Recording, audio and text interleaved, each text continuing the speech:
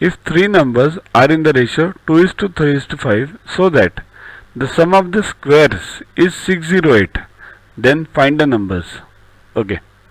Numbers are in the ratio 2, 3, 5. Okay.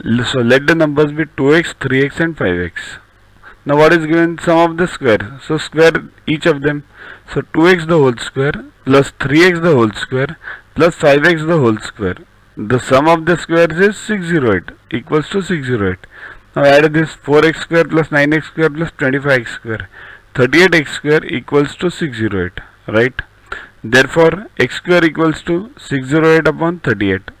Divide it 2 and then you can divide it directly also if you know by 38.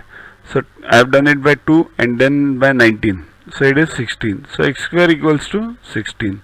Now x square equals to 16. Therefore x equals to square root of 16 and that is equal to 4.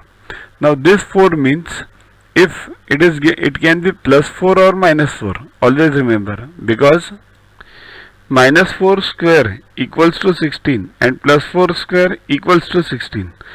Both are 16. So it can be plus or minus 4. Whatever is given in the exam, check that. Sometimes it's given minus 4. So you should write minus 4. Sometimes it's given plus 4. Sometimes it's given plus or minus 4 in one option only.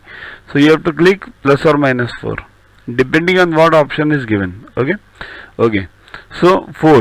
So the numbers are 2x, 3x and 5x. So 2 4s are 8, 3 4s are 12 and 5 4s are 20. So 8, 12 and 20, or minus 8, minus 12 and minus 20 as per the answer. Okay.